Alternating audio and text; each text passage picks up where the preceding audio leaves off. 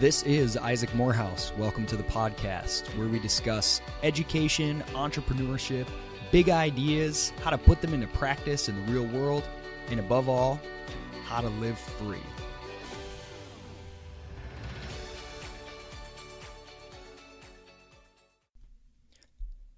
Why am I doing a podcast? I actually prefer to flip that question around and say, why not? I found asking why not in place of why to be almost a kind of breakthrough in my life, tremendously valuable. Obviously, in every situation, it's not going to apply. But whenever possible, to flip the question and ask why not instead of why has been hugely, hugely valuable. When my wife and I knew we wanted to get out of the DC area, and we knew we didn't want to raise a family there, and we knew we had various things that we valued in a place to live. You could come up with a list of different things that we were interested in and looking for, and we chose the Charleston area in South Carolina. And I remember we didn't have really any family or friends to speak of here when we moved, and we were so happy when we arrived. A lot of people would say, why Charleston? Why would you move there? And I felt like the best response was simply, why not? I mean, come and visit it. It's really beautiful. Why not? What if I flipped the burden of proof? If I would have stayed in Michigan, where I grew up, or stayed in DC, where I was very unhappy, no one would have asked, why? Why do you stay? Why are you still in the town you grew up from? Because of the status quo bias. But taking any action, doing anything new, doing anything different gets the question why and gets all the scrutiny. And I think sometimes it's instructive and helpful to flip the scrutiny around and say, why not? Why not move to someplace beautiful? Why not go do something new? Why not start a podcast? The real process that led to this is I've been listening to a lot more podcasts recently. I've really enjoyed the Tim Ferriss show. I love the startup podcasts. I'm a longtime listener of Econ Talk, and I've been interviewed on a number of podcasts lately. Albert Liu, my good friend, has brought me on his a few times, and I've enjoyed the medium more and more. I'm kind of a late adopter of some of this stuff. It took me a long time before I enjoyed and appreciated Facebook and podcasting, either as a consumer or somebody who going on to interview on podcasts. It's taken me a while, but now I'm kind of in love with the medium. And Albert, after I interviewed with him last time on his Power and Market Report, said, hey, you should start a podcast. And of course, my question is why to him, and his response is something akin to why not? And the more I thought about it, the more I didn't really have any good reasons why not. The easy ones to think of are, oh, well, I don't have anything to say. Oh, wouldn't it be arrogant of me to just assume that I have people who are going to listen to me? And, oh, that's a lot of work. I don't know. What would be the value? But none of those things are really that true. I mean, if I find the experience valuable and interesting in and of itself, it doesn't really matter if I discover that people aren't listening to it. And I won't really know unless I try anyway. And I already sort of been through a similar process with blogging. Some time ago, I gave myself a challenge to blog every single day, and I did it for 6 months. And I don't really know or care what the traffic was like, how many people read those articles, blog posts, and how valuable they were to them. But what I do know is that it changed me. Blogging every day was so transformative and so powerful. And I stopped it for a while. I was still blogging about once a week, and I was working on creating and launching Praxis. And when I picked it back up again a few months ago, it all came back again, and I realized I need to do this now. I need to write every single day. And what often happens is the topics I get to write about come from conversations I have with a lot of my good friends and colleagues, content that I consume, and then I want to talk about it. And I've realized that writing only comes after I've already talked about it, because I am a verbal processor. I learn by talking.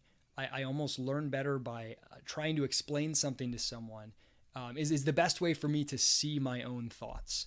And then later, after I have talked about it, I can go and write it. That's almost always the process. So why not launch a podcast where I can talk about these ideas and have those conversations with people that I think are interesting in a way that's recorded and can be shared. And not because I think it's so great and that the whole world is just, dying for this and that the world needs these conversations, but because having the pressure to actually regularly have these conversations and record them and to ship them out the door, just like with blogging. It's better than journaling for me because you have the pressure to actually ship it. And people actually might see it. Then again, they might not see it, which might be even worse because it might hurt my sensitive little feelings. But it forces me to toughen up a little bit and realize that my ideas are nothing that's sacred or that valuable. But at the same time, they're valuable enough to try to formalize into some way that makes sense and to share them. So that's where we are. I'm launching a podcast. So who am I?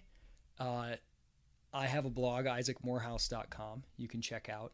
But I am the founder and CEO of Praxis, discoverpraxis.com, which is a 10-month program for young people interested in entrepreneurship and really interested in a self-directed life, self-directed education, career, self-directed living, finding out what makes them come alive, being the driving force in their own life. So they go and work for 10 months with entrepreneurs, complete a really rigorous interdisciplinary online curriculum with a lot of different workshops, interaction with other participants in the program, professors, entrepreneurs, experts. It's a really amazing thing, and I am madly in love with the idea, which is why I launched it. Other than that, I've had a number of really interesting jobs, none of which I would even use the word job to describe. They've all really been passions of mine, things that I've pursued in the world of education, primarily on free market topics, and whether it's teaching, mentoring, career development for young people interested in the ideas of liberty. You've started a business right out of college that didn't do too well. I've done a variety of things. I'm married. I've got kids. We're in the process of essentially unschooling them, which is a lot of fun. It's a wild adventure. I was homeschooled myself.